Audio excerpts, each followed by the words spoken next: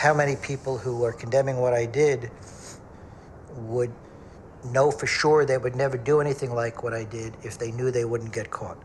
Is what holds people back from doing things like this their fundamental virtue, or is it the fear of getting caught?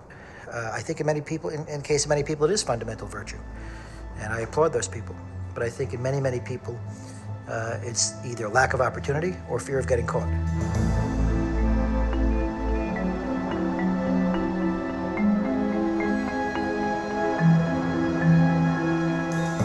I sort of, for lack of a better word, experimented with the idea on a smaller level, I think for $1 million. And I think I was surprised at how easily I was able to pull that off, and then I invented this $20 million note with a hedge fund.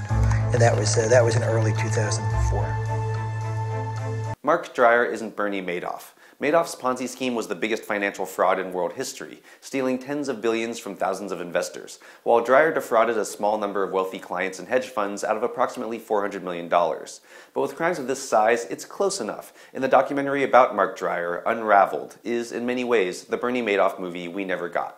Unraveled follows the 30 days before Dreier's sentencing while he's under house arrest in his fabulous Manhattan penthouse. In those conversations, we not only hear how and why Dreier committed his crimes, but we also get to see the face and hear the voice of a man who is taking responsibility for his actions while still grappling with the enormity of his crime and the consequences for both himself and his family. When the Madoff scandal exploded, most people couldn't understand how anyone, both morally and practically, could steal that much money. But with Dreier, both are laid out plainly. As the economy boomed, the intelligent and ambitious Dreier wanted a bigger piece of the action, so he decided to open his own law firm. But without the credit to rent swanky office space and hire a team of lawyers to attract wealthy clients, Dreier borrowed the money illegally using the name, reputation, and good credit of one of his wealthy clients. Instead of paying the money back, Dreier borrowed more and more, starting offices around the world and living a luxurious lifestyle, including multiple homes, a yacht, an expensive art collection, and a star-studded charity that would provide proof that he was someone worth doing business with. But the firm's income couldn't match its debts, and as creditors came calling, Dreier orchestrated increasingly risky and desperate schemes to forestall the inevitable, including impersonating representatives of the companies he was defrauding. The details of Dreier's swindle are recreated in the film using animated illustrations drawn in a striking comic book style.